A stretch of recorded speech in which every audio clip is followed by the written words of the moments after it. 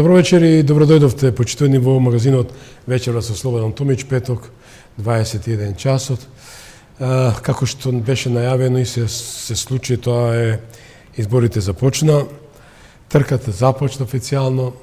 Ова се избори кои реков повеќе пати, спомнав дека се од историска и многу важно значење, имајќи факт дека нови избори почитувани и вие одлучувате. Вие решавате за судбината пред се на вашите деца, на вашите поколенија. И овие избори немојте да ги доживувате како една фарса, една игранка. Со вашиот глас вие ставате печат за иднината на вашите поколенија. Од таа општа причина, дали, си се земам за право на минута мал коментар, дали треба да влеземе во собствените катакомби како неопределени, кои не сакаме да излеземе и да речеме оставете, има некој кој за тоа ќе работи, ќе се грижи, за тоа зима плата. Не. Вие ги давате парите. Вашите такси се тие што тие се збогатуваат и стануваат недопирливи. Но излезете овој пат од катакомбите и решите го тоа. Денеска ви прачаме порака, а верувам дека до 24-ти ќе го ставите печатот. И тоа е темата. Абстиненција или масовност на претседателските избори. Само уште да поздравам мојот поддржувател, не поддржувач кој се грижи за мојот изглед да бидам се по-релаксиран, тоа е Козметичко студија Женета, ја поздравуваме, тоа е еден центар и за едукација на кадри, за козметичка медицина. И благодарам уште еднашка и да ги представам моите почитувани соговорници, доктор Владимир Божиновски, програмски директор на Институтот за политички истражувања. Добро вечер и добро дојдовте. И господинот Фари Хисини, представник на коалицијата Вреди. Добро вечер и благодарам за поканата. Имене ми е чест. Посветувате ли внимание малке на вас, че рече како маш роди на козметика, забавил?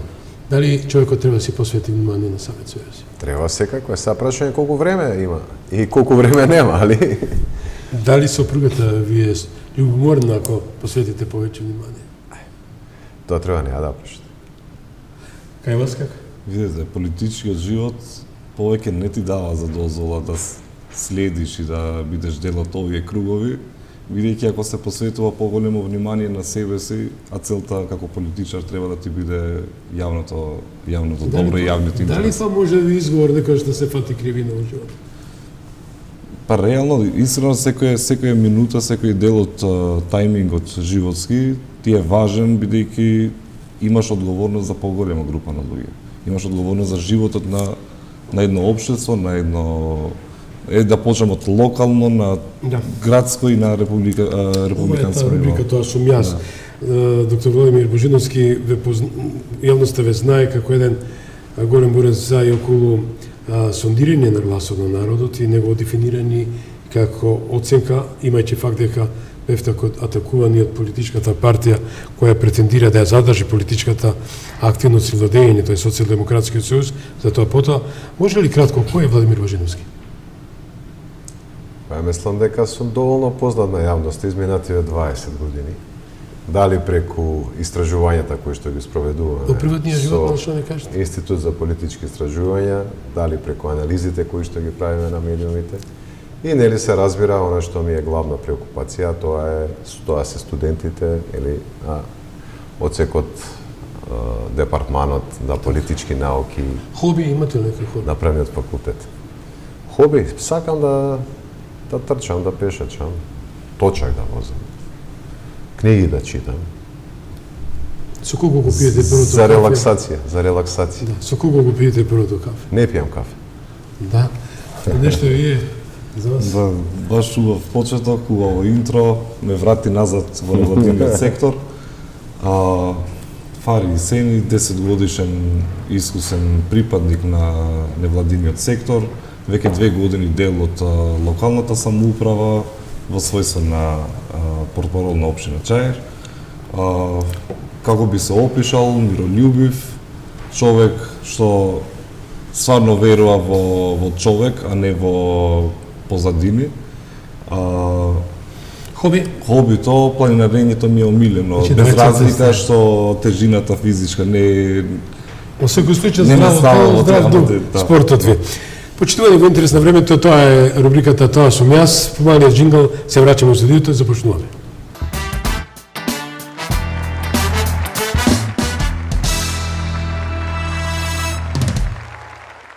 Како што кажав дека трката започна, нервозата е присутна, обвинувањата се секој катедневно како една духовна храна на политикантите, милом со овој вординг да се служам, од страна на актуелната коалиција која е на возаминување, особено ДУИС да сам никако да ја прими пораката на народот дека вели доста е вели народот бидејќи се соочи со кризата, со немаштијата и со се она што значи нема излез. Затоа тука постојат тие пулови. Зборе повеќе пати дека сум сведок на голем број светски пулови и случувања, американски избори и во Европска унија, но знам дека нервозата е евидентна од страната која губи.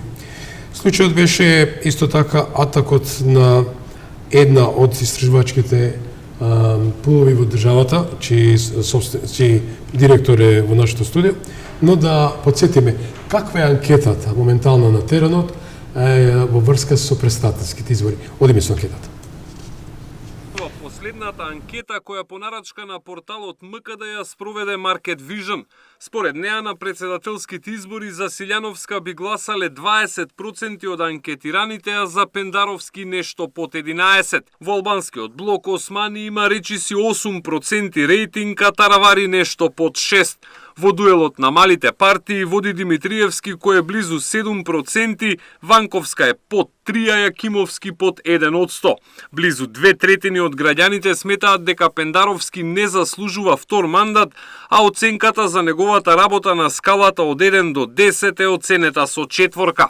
Од тука 1/3 од граѓаните очекуваат Силјановска да победи на изборите, додека победа на Пендаровски очекуваат нешто над 18%.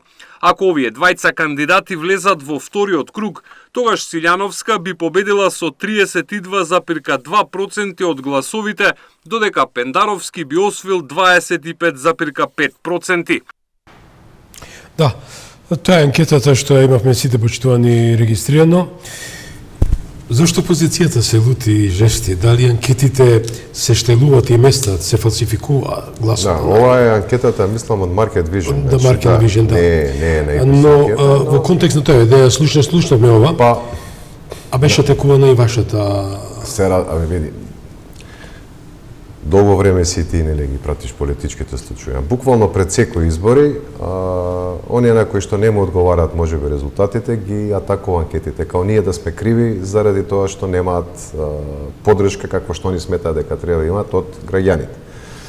Поентата со анкетите е да се прикаже расположението и преку овие анкети што се објавуваат пред изборите, всушност се гледа дали одредена агенција или институт кој што ги спроведува тие истражувања има квалитетна методологија и начин преку кој што може да ги дознае ставовите на испитаниците. Ова е всушност реперот преку кој што ние ја тестираме нашата методологија. И затоа нели пред секои избори ние објавуваме истражувања. Сега ако ги видиме сите претходни изборни циклуси од која работиме слободно, кои сакате, ќе видите дека анкетите кои што сме ги објавувале се точни, односно во рамките нели на оние предвидувања.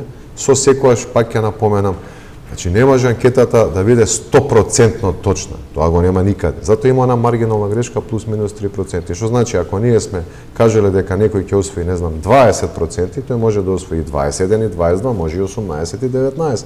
Но рамките се тие. Сега зашто не напаѓаат нас? Па затоа што ние ги објавуваме истражувањата. Значи јас затоа велам, имаше одредени политичари, излегоа, не овие биле, не знам, вакви анкети, лажни, не биле точни све. Јас многу едноставно го одговорив тоа на сите медиуми, буквално, каде што бев гостен. Ако се овие лажни, тогаш ве молам објавете вистински анкети. Нема никаков проблем. Ако сметате дека ова не е како што треба, објавете ги вашите анкети. Ако некој излегува и вика овие анкети не биле, не знам точни, ве молам, за да го аргументирате тоа, треба да имате некаков да го наречеме доказ, не е ни тоа доказ, туку барем некаков аргумент дополнителен со кој што ќе го спротивставите. Еве имаме ние друго истражување, тоа покажува вака, објавете го. Во САД се објавуваат секој ден анкети. Во Западна Европа се објавуваат исто така пред избори особено. Ке нас беше жално што досега, затоа што ова е прв пат да има таква соработка помеѓу јавниот сервис и една од агенциите, во случајов мојата за истражување на јавно мислење, ние сме толку 3-4 кои што работиме политички истражувања во држава. По примерот на САД и на Европа, каде што нема јас со мои средства да ако успеам 1 до 2 анкети да објавам пред изборите, него сега имаме еден континуитет каде што граѓаните се информираат за тоа каква е политичката ситуација и поддршката кон политичките партии.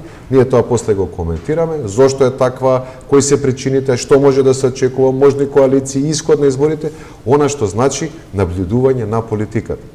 Сега, во неможност да се објави некоја друга релевантна анкета која што може ќе им одговара повеќе, се случи тојатак. Дури пазете и во тој некаков си квази документ, како да го наречем, некаков квази документ кој што излезе, покрај тие грешките со датуми, со имиња, со потписи, со све. Дури во тој документ никаде не стоеше дека анкетите се лажни. Како тоа наеднаш тие анкети излегува лажни? Вие може да, јас за тоа велам, вие може навикнат сум веќе да обвинувате за све. Но да обвинувате за нешто кое што 100 пати се потврдило дека не е така, не е вред. И затоа овој пат реков дека ќе одам, ќе припремиме тужба, ќе ги почекаме и првиот круг претседателски избори и резултатите ќе ги вметнеме исто така во таа тужба, као компарација, затоа што компарацијата е најважна за анкетите. За понатаму се надевам да се спасиме, бидејќи ова е као дежаву. Буквално секој избор има некакви обвинувања. Дали кон мене, дали кон некој друг кој што ќе објави истражување, но буквално сме, знаете како, истражувачките центри се буквално за политичките партии, главните кривци зашто народот не ги сака. Не сме ние кривците, него едноставно вие кои што не сте успеале да го исполните тоа за кое што народот ве избрал, или тоа што народот го очекува. Ја ли сум виновен или ИПИС или кој да е друг за тоа што не може да се извадат граѓаните пасоши со месеци и со години. Ја ли сум виновен за сите оние несреќи што се случија со неисправни автобуси, со модуларната болница во Тетово каде што живи изгорија 14 луѓе? Ја ли сум виновен што економијата во Македонија споредено со сите останати држави е најлоша, а допред неколку години бевме меѓу топ 3 економии споредено од поширокиот регион? Дали јас сум за тоа виновен? Или тоа што патот Кичево-Охрид се уште не му се гледа крајот, или тоа што имаше готов проект за клинички центар и започнати беа темелите 2016-17, а од тогаш до сега само се затрупаат темелите, се најавуваше нов клинички центар, нема цигла една поставена. Не ни знаеме кај ќе биде тој центар. Дали сум јас виновен за тоа? Чи тоа го гледаат граѓаните, знаете како, многу е лесно да се провери дали сум ја во право или не сум. Имате истражувањата, ќе дојде денот на избор. Само што овој пат малку е попроблематично, извинете, малку сум поекстензивен, но ова сакам да го кажам, малку е попроблематично за оние кои што обвинуваат, затоа што сега не е само дојде изборниот ден, помина и после ќе не нема 2-3 години кога ќе ги прашуваат новинарите, ве чека анкетиве нели точни, после се кријат обично политичарите, тие кои што обвинуваат. А сега имаме уште еден многу поважен датум после 24 априла, тоа е 8 мај. Бидејќи на 8 мај се решава прво кој ќе биде председател, а втори, најважно нели за политичките партии, каков ќе биде составот на новиот парламент. И сега, ако тие анкети излезат точно на 24 април, тогаш ќе се постави прашањето, ако вие како носители на листи, како првенци во одредена политичка партија, сте се одбиделе да наметнете некаква лажна перцепција за нешто толку банално како што се анкети, затоа што велам банално, анкетите не се банални, но за обичниот граѓанин гласач, тие не му менуваат на него каков ќе му биде живот. Ако вие лажете за толку банални работи, тогаш ќе се постави прашањето дали ние може да ви веруваме за оние работи кои што се суштинско значење, поради кои што се одлучуваме сите ние како граѓани да гласаме или не. И затоа велам, ќе дое 24 април, ќе видиме, јас ќе бидам секако како и вообичаено на неколку национални медиуми и тука директно ќе можам да одговорам за прашањата и за резултатите какви да се и да може да ги споредиме со истражувањата. Така да. Така. Мислам, баре вие што ќе додадете на сето на што додаде господин Божиновски беше таман на мета до овој момент и со критиките и со откривањето на актуелната состојба политичка кај нас. пошто прашањето беше во насока на... Да, јас сакам додадам, бидејќи господинот Божиновски даде фактичка оценка и диагноза, апропо позицијата во албанскиот политички кампус, што да бидам искрен, создаде големо неизненадување, очекувањата се тие, дека албанскиот електорат дефинитивно скажа и вика стоп, доста е. Впрочем, вашата опција е доста предизвикувачка. 4 партии интегрирани во една. Само, ако ми дозволите, сакам само да спомнам, беше спомнат господин Изет Меджити, кој учествуваше во ова телевизија, во мојата емисија, и даде една оценка зошто треба ДУИ да се трансформира. Ја ќе замолам, бидејќи овој магазин почитувани и користиме материјали во делот на избор. Одиме со таку се изјава на господин Меджити и се враќаме во студиото со оценка од господинот Хисени. Одиме со Изет Меджити. Како функционира Ахмети во такви ситуации? Дискутира ли он по прашањата или слуша само? Носи одлуки. Порано знаеше да слуша, знаеше да има, значи, ова седници по 12 часа, 14, ви текнува, значи, камерите стојат цело време. Сега тоа го нема. Значи, веќе човекот е уморен, не слуша или слуша само тоа што сака и кого сака. Значи, веќе не функционира партијата.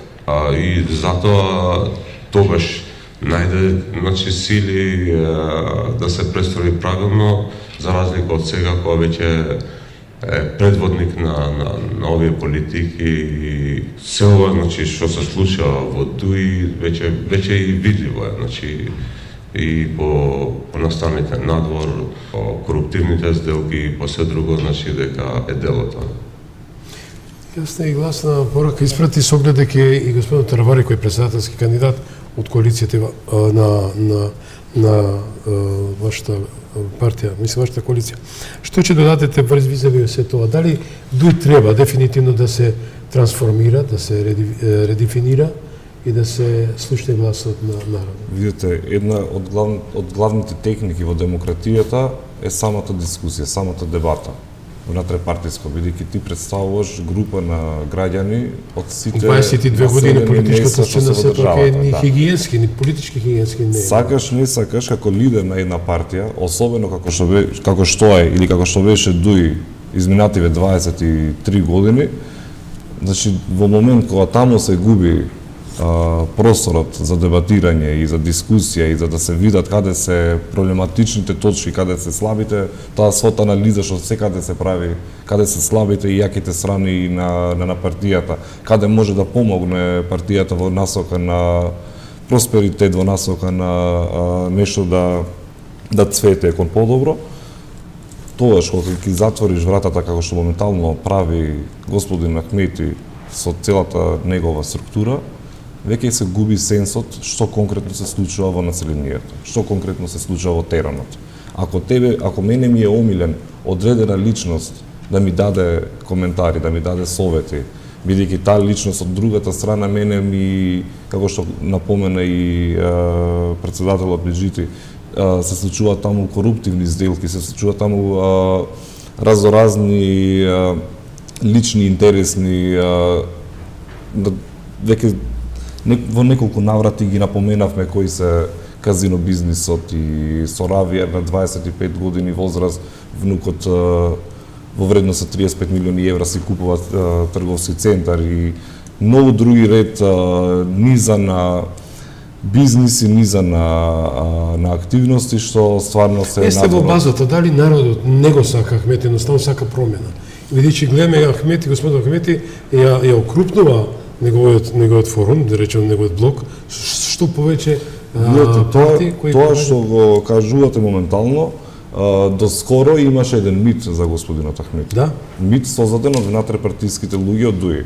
Добро. Тој мит на некој начин успеа да го бранат пред јавноста. Дека е мисионер, не е дека е мисионер, дека тоа што го прави моментално го прави за наредните 10 години, Он зборува за наредните 10 години што е еден природен пат. од 2002 говори за НАТО и Европска унија. Дека Колку албанци се иселили? Патем ние не знаевме дека тој не е нашиот пат. Патем ние не знаевме дека како албанци, македонски, како најбројни етнички припадности во Македонија, дека ќе има просперитет кај албанци. Па мораше да има, бидејќи бројките тоа го наметнуваат. За иселувањето на албанците во Македонија, значи реални бројки нема, но може да се проверуваат руралните места каде што живеат албанците. Ако пред 10 години улиците беа преполни со деца, училиштата се преполни со ученици, моментално се, да не велам полупразни, бидејќи ни тоа не е. Значи помалку од празна училница е оставено во секое речиси село во Македонија, особено за албанските населени места, бидејќи најлично ги знам состојбите таму и затоа можам и да тврдам за актуелната состојба таму. Господин Божиновски, ви да додадете малце за албанскиот политички анкарност, како го дефинирате? Види, прв пат после долго време има вистинска конкуренција, морам да признам. Значи досега некако опозицијата беше поделена, беше фрагментирана, немаше доволно сила, би рекол, да успее да и парира на Дуј. Тоа што далеко од тоа дека некој може или смее да подценува Дуј. Дуј 20 години на власт, имаат и структура, имаат организација, знаат. Што викаме ние, знаат политика, како се води, што се води и се доста успешни во политиката и во придобивање на одредено гласачко тело. Имаше шанса 2016, но 2016 тогаш Алијанса реши да не оди со Беса заедно и се пропушти таа шанса, но ова сега што се случува е за прв пат, јас веќе со месеци говорам, не ми е толку интересно на овие избори што ќе се случува во условно кажано неалбанскиот блок, заради тоа што тука е ситуацијата многу јасна. Значи тука ВМРО ДПМН има многу сериозна предност пред СДСМ и горе-доле не е толку интересно за разлика од албанскиот блок, каде што на вистина мене, например, лично фокусот на овие избори ми е токму во албанскиот блок, помеѓу она што се нарекува ВЛЕН и коалицијата на ДУИ, односно Фронт за Европа, Европски фронт. И тука многу посуштински сум заинтересиран што ќе се случува, како ќе се случува, како ќе биде распоред на мандати, каква ќе биде излезноста, како ќе биде поддршката сега за Буер Османи, за Арбен Таравари, затоа што, пази, и двете коалиции успеаат да изведат навистина многу квалитетни кандидати. Буер Османи е многу квалитетен, но и Арбен Таравари е исклучително квалитетен. Мислам дека ги избраа двајцата најдобри кандидати што им беа на располагање и ќе видиме колку и они ќе успеат да привлечат гласови. Ако вообичаено има околу 200.000, да кажеме, може би сега 190.000 етнички албански гласови вкупно, тие беа и 220-230, на иселувањето си го направи своето. Значи, да кажеме околу 200, да не грешиме душа, може да бидат нешто плюс, нешто минус. За прв пат во историјата на Македонија, во прв круг на претседателски избори, јас очекувам дека барем 80 до 90% тие гласови ќе излезат и ќе поддржат еден од двајцата кандидати. Не затоа што е борбата да кој ќе оди во втор круг тука, него колкава е поддршката за едниот или за другиот и тоа многу лесно може после да се транспортира и на парламентарните избори. И тоа ќе биде многу интересно. Значи ние всушност на 24 мај ќе имаме една 24 април, мислам. 24 април се извинувам. И ја патував малку во еднината како она писмото, она документот од 5 декември 2024. Уште не минува, да. Значи на 24 април, 24 април ќе представува на некој начин една огромна анкета, да наречеме така, Репер, што може да очекуваме да се случува на 8 мај. На 8 мај. И пак ќе ви кажам, навистина не ме интересира толку што се случува во тој, како сакате, неалбански или македонски блок, затоа што тука има и други политички партии, нели од помалите етнички заедници.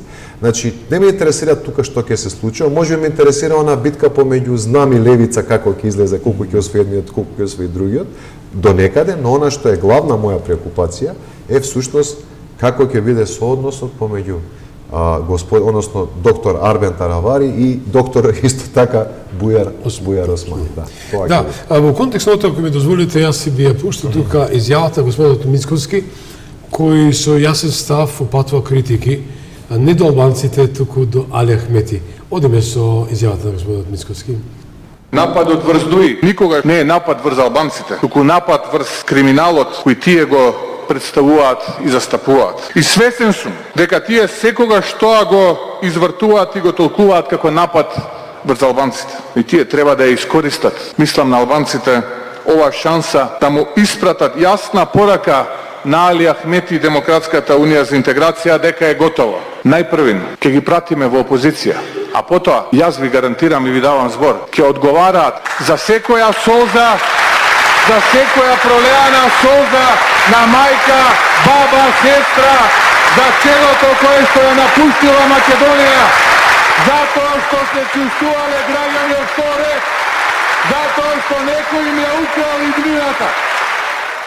Пораката е секако во контекст на економското живење и владење на оваа коалиција СДСМ-ДУИ.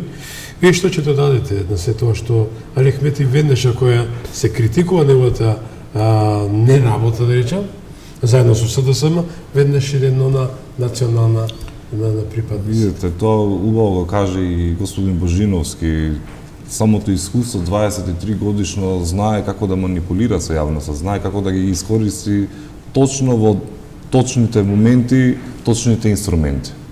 Значи Ахмети не може да продолжи понатаму со овој начин на популизам, со овој начин на искривување на критиката. Ако се упатува критика кон Ахмети, се упатува лично кон него, не се упатува кон целото албанско општество, бидејќи он е исто така еден од главните одговорни лица за сите неуспеси на државата. Не може постојано кај албанците да се оправдува со моментот дека ние бевме добрите, ама ВМРО не беше добрата. Ние бевме добрите, ама СДСМ не беше добрата. Ти управуваш, владееш заедно со коалиционите партнери, еднаш со ВМРО, па потоа со СДСМ или како и да биле поставувањата, и ти постојано да се оправдуваш пред твоите гласачи дека јас немам модел во неуспехот. А сите успешни, колку и да ги има во државата, што се воделе од претhodните власти, он ги промовира како негови лични успеси.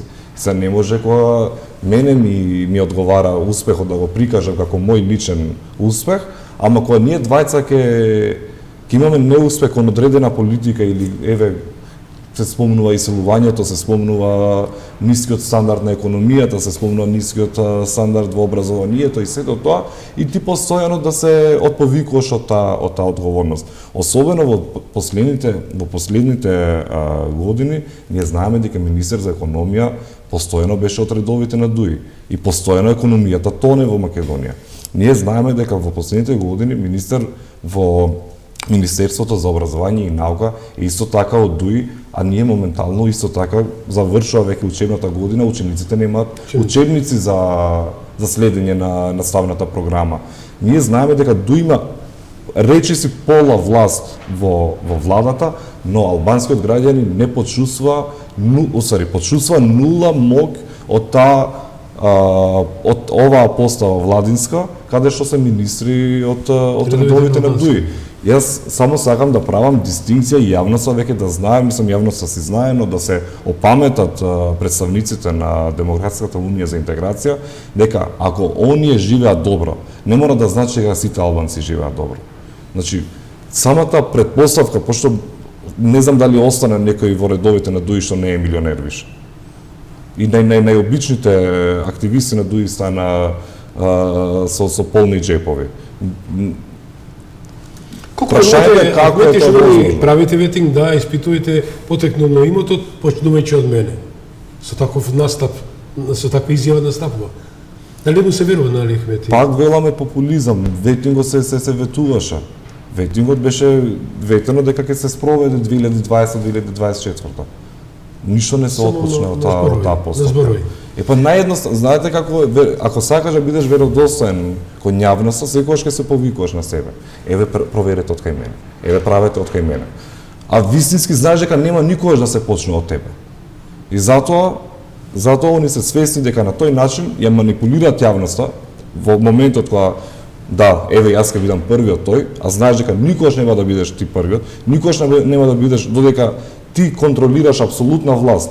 Нема да дозволуваш, пошто еве кога веќе почнавме со анкети, но во повеќе бевме настроени кон политичкиот аспект на анкетите, имаме и други анкети каде што само 2% од населението веруваат во правосудниот систем од државата. И тоа е што ги буни самите дефинитивен показател. Мислено дека господин Божиновски ви бих сакал да ме коментирате двајцата, дека меѓународниот фактор успати јасна порака преку холандскиот амбасадор, тука посетувајќи го директно Али Ахмети, господинот Ахмети во Маларечица. Претходно даде интервју на една од телевизиите, во кој вели: не ми е битно уставните измени, битно ми е што има криминал во Македонија. Второ, дадовме многу пари, милиони дадовме и немаме резултати. Ќе дозволите само да пуштиме изјавата на господината Дорис Пак, која беше дел од нашиот магазин, и еве што господината Дорис Пак упатува порака. Луѓето страдаат и од владата, но што да се прави? Секоја година читам извештај за Македонија од комисијата, од кој се чита во парламент, и во овие извештаи можеме да прочитаме што не се направило, што треба да се направи. Но ништо не се направило. И ако се следеа само правилата, тогаш ќе бевме во состојба да разбереме, да се бориме и понатаму за Македонија, да ги надмени овие пречки, затоа што прави владата? Не се бори против корупцијата, не се бори против криминалот, луѓето страдаат, луѓето имаат можност сега да бираат. А ако луѓето сака да сменат нешто, и тие мора да ги сменат луѓето кои што ги водат на изборите, и така да на наредните избори оние кои што ќе победат, тие би требало да го следат она што го ветиле, дека ќе се грижат за граѓаните, а не за своите джебови лични и блиски, така да ако е можно во наредните избори да се дојде до нови политичари и состојбата да се подобри, и дека ќе треба тие ќе го направат тоа. И јас само можам да ви ветам дека ќе го гледаме тоа како ќе се одвива кај вас, но тоа нема да биде дел од официјалната политика, но ние го правиме тоа со сите држави од Западен Балкан, особено земјите кои што има најголем проблем, а тоа е вашата земја. Да, Дорис Пак, европратеник преку 27 години, почесен председател на партијата на жените на Народната партија ИПП, јасно и гласно упати порака. Доктор Божиновски, кој е вашиот коментар е да е некој друг од Чече, дали тоа Вамаровка, дали тоа од Вреди и така нато, меѓутоа референтен политичар? Говориме за работите кои што Македонија треба да ги исполни. За тоа ли говорим? Значи, знаеш како, се стекна впечаток дека изминативе неколку години све што треба Македонија да направи за да продолжи по евроинтеграцијскиот пат е да го смени името и не знам сега да менува устав, да внесува бугари, значи некои политички прашања. Они забораваат дека суштинско за некој да сака нас да не прифати и да ни помогне да го изодеме тој пат за треба да види реформи. А ние немаме реформи. Она што го кажуваат веќе и отворено сите амбасадори, како да не го кажува тоа холандскиот амбасадор, кога Холандија огромни пари даде изминативе 30 години токму за реформи на правосудството. За на крај да го имаме, да доживееме пред кога беше, пред 2 месеци Стево Пендаровски да го потпише тој законот за комплетна амнестија, значи промена на кривичниот закон. Со што всушност се дава целосна амнестија на све што се правело, и значи политичарите да си тераат и понатам како што мислат. Па ти ако не се обидеш да се бориш со корупцијата во оној видлив сегмент од оние кои што се избрани од народот, нели да ја вода држава, тогаш како ти ќе се бориш со корупцијата на оние други нивоа, не толку многу видливи. Че имавме страшни коруптивни случаи кои што на крај завршија со целосна амнестија. Ние добивме целосна, тотална амнестија. Го слушав неговиот Остана- говор на Пендаровски дека треба да се апсат сите суди кои ги чуваат делата, така, случаите во Виока. Пендаровски тој говор можеше да го држи доколку сега имавме некој друг председател и некоја друга влада. А во ситуација каде што он е 5 години председател и буквално им подпиша све што му дадоа да се подпише, и каде што неговата партија е на власт 7 години, вие не може да зборувате за ке направиме, ке ова или требаше вака, треба. Зашто не сте го направиле? Па малку ли се 7 години, колку треба? Значи, тоа е едно прашање кое што треба и новинарите малку да ги прашат. Колку вас време ви треба за нешто да направите и да се покаже ефектот од тоа? Затоа што кога дојдоа СДСМ на 2017 година, велеа ни треба нас време, нели да почнеме да го градиме системот од ново, нема правда, нема мир. Да, ма сега никој не им остана очарени, затоа што тие луѓе на вистина се бореа за правда и за мир. На крај излезе дека не само што има дека нема правда, нема мир, ќе продолжи и понатаму, туку и дополнително ќе се засили. Со последниве измени на кривичниот законник, практично се закопа целата таа приказна за некакви реформи во судство. Ако да не забораваме, па нели Зоран Заев беше он кој што велеше дека он ќе биде и беше на чело на тој судски совет за реформи во судство, па нели се правеа некакви правилници, некакви патокази, па ги ангажира невладините и они навистина беа, да кажеме, оптимисти, луѓето од невладиниот сектор, таму сум 20 години, дека еве некој стварно сака нешто да направи. Они направија све што треба ги направија тие патокази, овие ги фрлија во ѓубре. И работеа сосема спротивно од другото. И сега ако го имате вие тоа, и ако нема дополнителни проблеми со бугарите, со све како очекувате некоја европска земја силно да се заложи за Македонија, ако нема аргументи да каже, слушај, овие све направија како што треба, проблемот е со бугарите, дај некако да го решим. Ако вие видите дека не само што заостануваме, него ние се враќаме назад. Видете каде сме потонати на тие скали за корупција, мерење и за криминал, и за сите оние, би рекол, суштински реформи кои што ги бара ЕУ. Вие не може да обезбедите пасош за вашите граѓани. Зашо друго да правиме МОАВ и други лични документи? Да. Господин Хисен, јас не сакам да го манифестирам мојот став апропо критиките мои до господинот Досмани, бидејќи дефинитивно е уништи надворешната политика на Македонија. Дефинитивно го дерогира надворешно политичкиот амбиент на Македонија. Дефинитивно ја партизира Министерството за надворешна политика. И конечно вела дека луѓето кои не мислат како СДСМ и ДУИ, тие се русофили. Прашувам ги двајцата, дали еве направите анкета, дали некој од младите говорат руски, ако ми се обратите некој странец, чим одговори на англиски. Дали со таква тактика, со математика се добива власт? Видите, јас не разбирам како може... Уште ова само во рамките на бизнисот со русофили што велат, според експертите, вие сте дел од потенцијалот на експертската јавност. Врз основа на факти и мои други соговорници, ваши колеги, велат, господин Томич, големи руски тајкуни функционираат бизнис терат со представниците на ДУИ. Па кои се русофили, кои се... Токму во таа насока сакав и ја, освари така ги го почнав одговорот. Ја не знам како може да се влијае поинаку од било која друга држава. Еве конкретниот случај Русија, може да биде било која друга држава, ако не е вметнато во државата конкретно преку бизнисот. Инаку не доаѓа министерот од одредена држава тука да ни управува, не доаѓа јавна личност од друга држава тука да ти влијае, тука да владее со твојата држава. Туку овие се инструментите, особено бизнис секторот е инструментот како се овозможува пристап на друга држава да влијае врз економијата на твојата држава, да влијае врз насоката на твојата држава.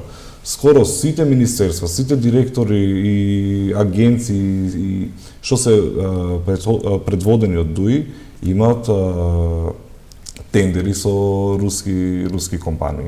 Значи, лесно е да се кажува постојано, да се апелира како Русија моментално влијае кај нас во државата, ама позади завесата сосема други коцки се наредени.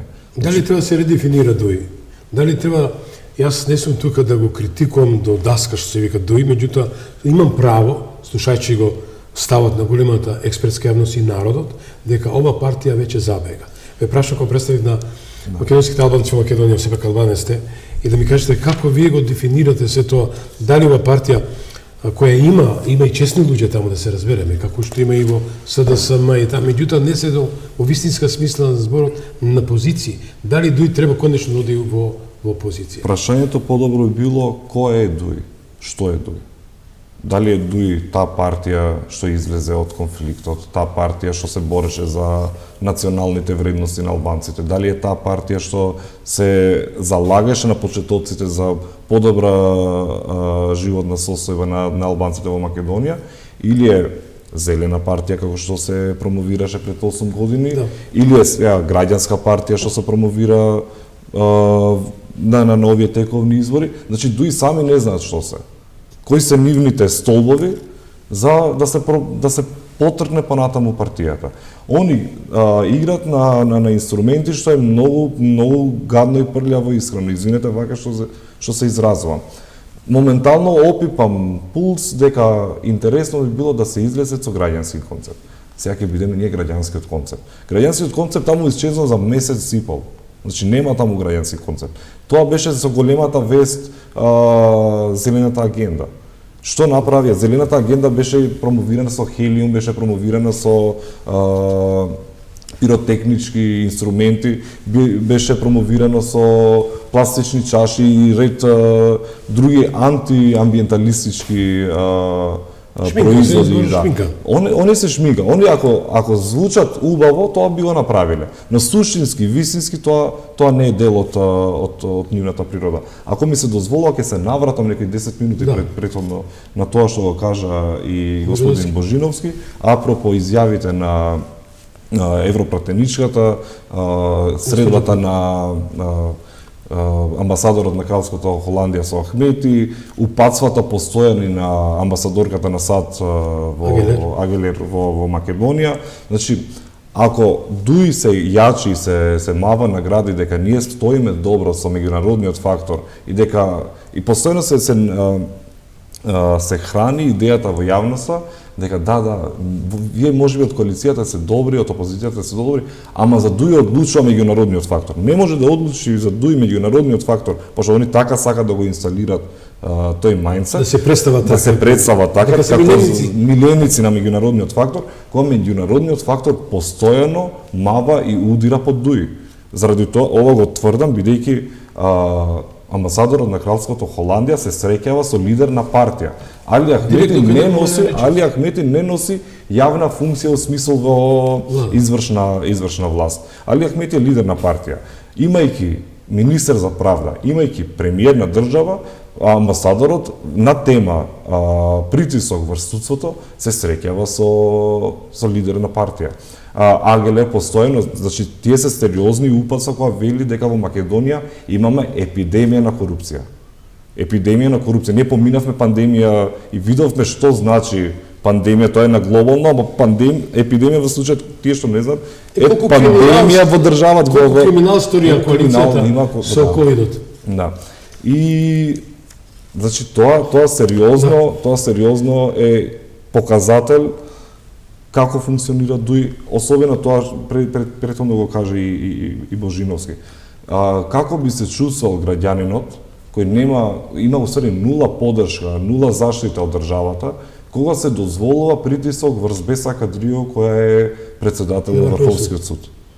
Значи, председател на Врховен суд е под неверојатен притисок, под неверојатен напад и никој ништо не одговара за овие напади, а оркестрирани видовме дека беа од Парпарин Байрами и Артан Груби, еве јавно го кажувам и претhodно што сум го спомнал на пресконференци, и никој не одговара за овој притисок. Што се случува со обичниот граѓанин кој има нула заштита од овие луѓе конкретно што знаат да напаѓаат и нарушуваат имидж? Да. Господин Божиновски, како да се повика, рекол да се извлече од катакомбата, тоа е новинарска забелешка, неопределениот гласач. Со оглед дека кажав дека ова се историски избори, Ќе излезат. Значи, сега ќе ти кажам, минатите избори постоеше една депресија, една разочараност, една меланхолија. И тоа вообичаено плюс и страф, нели, короната, кризи и така натаму. И тука тоа вообичаено иде во корист на статус квото. Какво било, таква да остане. Значи, многу луѓе не излега да гласат. Сега веќе, тоа го приметуваме и со самите истражувања, значи, во изминативе неколку месеци се повеќе од граѓаните се изјаснуваат дека ќе излезат и ќе гласаат на овие избори, со што можеме да очекуваме дека можеби нема да имаме, не знам, некоја рекордна излезност од 2016 година, но дека ќе имаме една сериозно висока излезност, што за македонски услови, според бројот на луѓе кои што реално живеат во државата, според нашите процени би се движала некаде меѓу 900 и милион гласачи, многу поблиску над 950, отколку под 950. Значи, бидела таа во рамките, ако остане сега како што се сега во моментов ситуациите и она позитивно движење на луѓе кои што се подготвени и ќе гласат, таа може да биде во рамките на 950 милион. Дали ќе биде тоа така, ќе видиме на претседателските избори, бидејќи иако тука се очекува помала да биде нешто излезноста, сепак меѓу 800 и 850 илјади граѓани би требало да излезат и да го дадат својот глас. Доколку тоа се случи на првиот круг претседателски избори, тогаш со сигурност можеме да тврдиме дека на парламентарните избори таа излезност ќе биде барем за околу 100.000 и повеќе гласови од кампањата официјално вчера започна.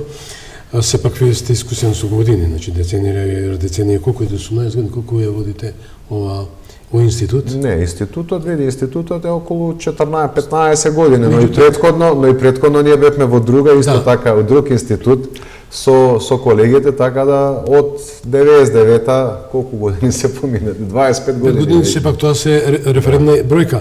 Која е вашата прогноза за 24-ти, да речеме, врз основа на последната анкета? Па не е тоа моја прогноза, тоа се анкета, резултатите. Збориме, пардон, рекол. Значи види, може да се случи од сите 7 кандидати, 6 да излезат како победници, а само еден губитник. Сега ќе ви кажам зашто. Зашто? Сега ќе ви кажам зашто. Доколку успеат Максим Димитриевски и Билјана Ванковска да поменат таа граница од 50.000 гласови, тогаш значи дека они влегуваат во групата на средни партии и они може да се надеваат на барем пратеничка група во новиот парламентарен состав, со што ќе добијат една силна политичка видливост и тежина. Така да, тоа е за тие два кандидати. Стефче Акимовски и 15 и 20.000 гласови да освои, тоа го става повторно на политичката мапа, не само во општина Карпош, туку и генерално на политичката мапа, и тогаш може и он со добра кампања да се надева дека можеби ќе успее да земе, не знам, во изборна единица 1 каде што е и општина Карпош, да земе пратеник. Ќе видиме. Значи, се што е над 15.000 гласови за него, мислам дека е многу одличен резултат и му дава дополнителен стимул за парламентарните избори. Кај докторите двајца, нели, Армен Таравари и Бујар Османи. Во зависност од бројот на гласови, доколку се оствари она што го очекувам ја, барем над 80%, можеби 90% од вкупниот број на етнички албански гласачи излезат и ги поддржат овие двајца кандидати, тоа ќе биде силен знак и за едниот и за другиот, особено што се очекува и тие да бидат блиску. Тоа значи дека првпат ќе се дефинира парламентарните избори како еднаква борба помеѓу две страни. И тогаш веќе нема да имаме силна перцепција никој едниот никој другиот за некаква сериозна победа. И што му дава предност тука повеќе морам да кажам на докторот Таравари. Но од друга страна и доколку преку Бујар Османи се потврдат гласачите на ДУИ, повторно значи се потврдува таа силна континуирана поддршка. И затоа велам и двајцата може да бидат тука победници во зависност од распоредот на гласови, но може да се случи. Очекувањата се дека професорката Силјановска ќе има сериозна предност пред Стева Пендаровски, која што според анкетите може да се движи, сега видите, има се уште 20 дена, кампањата може нешто да врие, но нема нешто многу да врие. Значи, Според анкетите, таа разлика е, да кажеме, во гласови од до, ќе биде над 70, над 80.000 гласа, може да биде и 100, и 110, и 120, и 130.000 Во корист на Гордана Силјанов. Во корист на Силјанов. Значи, секоја разлика помеѓу нив двајца, која што би била над некоја си, над рамките од, да кажеме, 70.000 гласа, ќе биде многу сериозен поттик за гласачите нели на ВМРО. И тогаш останува само Стево Пендаровски во таа губитничка позиција, иако се очекува да отиде во вториот круг. И затоа сега борбата која е? Борбата на СДСМ во овој циклус на изборите, нели на двојните избори, за првиот круг они ќе се обидат, ако успеат, што повеќе да намалат разликата помеѓу Гордана Силјановска и Стево Пендаровски, затоа што знаат све она што е над 70.000 гласови, без разлика може да биде и 100 и 120, ама све што е над 70.000 гласови веќе сериозно ја запечатува, да кажеме, перцепцијата и резултатот. За некаква победа на резултатот не за некаква победа, значи никој не се надева дека СДСМ може да победи, него за да влезе во комбинација некаква за некаква комбинаторика да биде партнер од едната влада, не партија која што ќе ја состави едната влада, него партнер во едната влада. И со тоа едноставно сите тие комбинации би пропаднали. Затоа велам, може да се случи да има и 6 победници. За колку ќе бидат? Дали ќе бидат 6, дали ќе бидат 3, дали ќе бидат 2, 4, значи, но може да се случи да имаме и 6 победници во зависност од резултатите и само еден губитник. Анкетите во моментов го најавуваат тоа. Ќе видиме, се разбира колку тоа ќе се оствари, ќе го коментираме на денот, односно на вечерта после изборите и понатаму, но тоа е генерално перцепцијата. Господин Хисене, интересно што не можам да ги суспендирам тоа што имам голем број пријатели албанци, што наистина ги почитувам со нив, се движам, се дружам и така, и знам кој се збор, кој ќе дадат Беса си е. Беса беше зборот каде што господинот Мендух Тачи беше закоравен непријател на Али Ахмети, уште 2001 нарекувајќи го со еден збор што не сакам да го спомнам, и дека е љубител на територија на Македонија и дека нема шанси да коалицира. Господинот исто така Села не беше во на страната на Али Ахмети. Имаме ситуација да господинот Села маце создаде изненадување околу печатите и создаде маце една дилема што ќе се случува за и околу легитимитетот. Одиме со изјавата, има еден коментар ваш. Режи, одиме со изјавата на правниот тим на господин Тарвари и од господин Села. Ќе гледаме сите можности за кривична и процедурална одговорност на председателот на судот и на судечкиот судија. Ние имаме и длабоко сомневање дека одлуката е донесена надвор од просториите на Основен суд Тетово и дека само е потпишана од страна на судијата Или Реджепи од евидентниот притисок што го има истиот. Јас ја искористувам овој момент за да им праќам апел на сите, на дел од тие членови на Алијансата за албанците кои имале дилеми, дека Алијансата за албанците е тука и дека се добро дојдени во нивниот дом, секој има право да ја обжали одлуката, него во одлуката се пишува дека се уважува барањето на Конгресот, за да како председател на партијата и кој ќе ја представи партијата е господинот Зијадин Сел. Да, тоа беа изјавите на тимот, на правниот тим и господинот Села.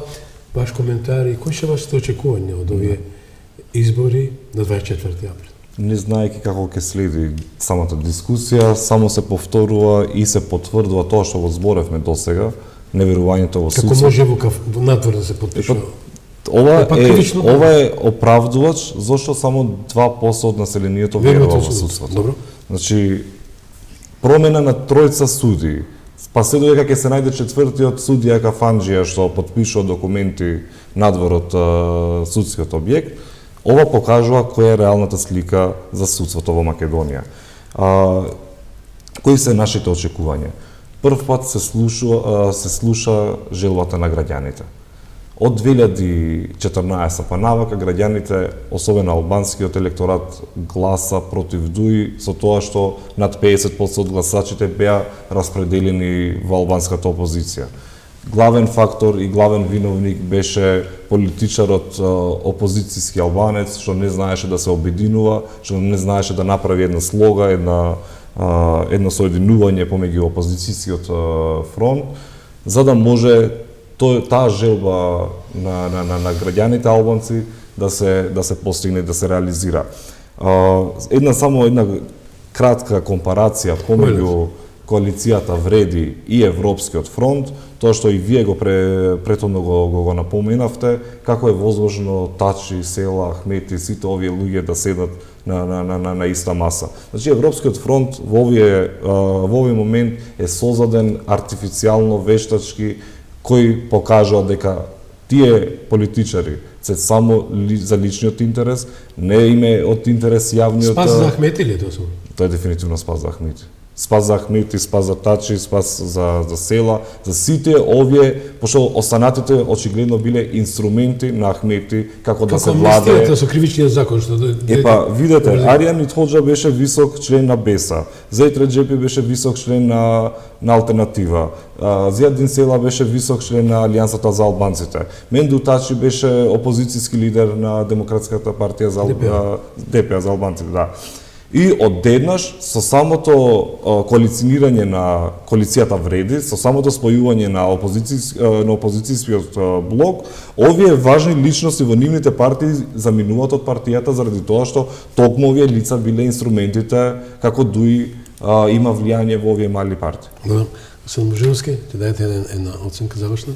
Па искрено јас очекував дека власта, значи одека оваа кампања ќе биде свртена, да опакува, говорам за ВМРО ДПМН и за СДСМ, очекував дека власта ќе оди повеќе со црна кампања, ВМРО ДПМН ќе оди повеќе со позитивна кампања, иако треба обратно да е, затоа што обично власта е таа која што оди со позитивна кампања, опозицијата е таа која што оди повеќе како критика на власта со негативна кампања. Како што тоа го имаме нели кај коалицијата Блен и владеачката ДУИ. И тоа е нормално.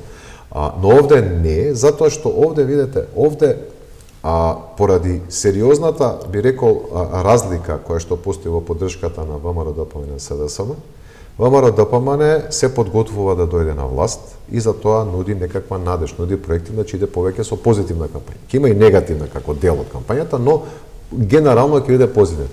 Додека СДСМ, како владеачка партија, во неможност да понуди остварувања во претходниот мандат, ќе оди нели кон онаа позната обид за делегитимирање. И на луѓе кои што се аналитичари, и на анкети, и на институти, буквално на сите, само не на самата власт, бидејќи знаете како е, власта треба да создаде впечаток за континуитет. Значи, еве ние што работевме до сега, еве ги резултатите, еве што ќе понудиме понатаму. Во моментот кога нема континуитет, односно нема што да се не да се понуди, туку што да се покаже како остварено во претходниот мандат, тогаш се води нели на таа црна кампања. 20 секунди ако исто така, да. Само сакам исто пошто очекувањето, јас се навратив на друго нешто. Очекувано е победата доаѓа, промената се случува, ДУИ заминува во историја и ќе бидат изненадени позитивно заради тоа што нема веќе индивидуални гласови, туку прв пат можеби семејно ќе гласат и албанците на овие избори. Благодарам многу што бевте гости во магазинот. Благодарам и вас. Божиновски, благодарам многу што бевте гости. Очекувам и натаму, овие денови се токму за околу изборите. Почитувани, сакам да дајам на разбирање мојата почитувана екипа, тоа е Ивана, Гордана, Марко, мојот асистент Кристина Томич. И благодарам за вниманието и на госпоѓа Жанета Козметик.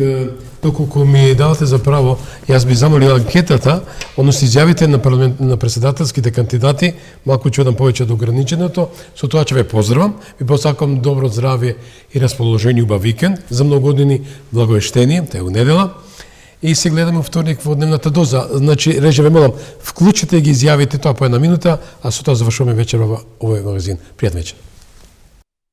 Гордоста не се купува и не се подарува. Гордоста се заслужува. Оваа година е година на Асном, 80 години потоа.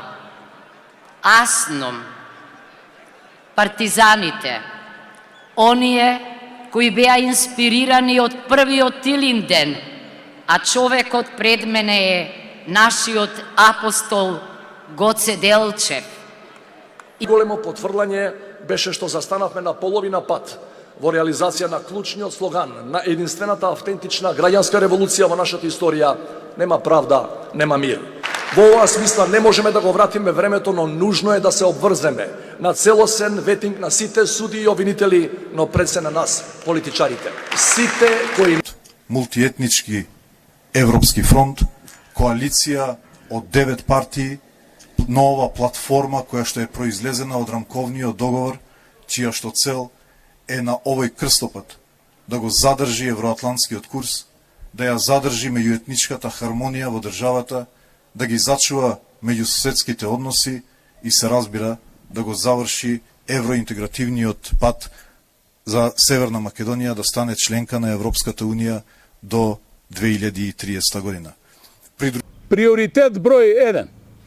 Во првите 100 дена, во интерес на побрза европска интеграција, ќе инсистираме на формирање специјален експертски ЕУ тим, кој ќе започне преговарачки процес за адаптација на преговарачката рамка во согласност со реалните внатрешни обштествени околности во врска со историските прашања кои ги оспорува нашиот источен сосед, а се директно поврзани со генезата на македонскиот национален идентитет. На денешнава средба со граѓани од Тетово поразговаравме за нивните секојдневни проблеми. Секако дека најголемиот проблем представува тоа што нивните деца бегаат надвор од Република Македонија, параат подобар живот и заеднички констатиравме дека се е тоа како резултат на лошо средена Република Македонија, а имаме председателски кандидати кои предлагаат промена на устав. Имаме кандидати за председатели кои предлагаат бришење на македонците и правење граѓански устав, значи да ги избришат македонците од уставот и правење на граѓански устав. Без оглед што зад нас стојат партии, сепак 6 од нас својата кандидатура ја потврдија со изворни подписи на граѓаните, што значи ние сме независни кандидати, поддржани со легитимитет од граѓаните.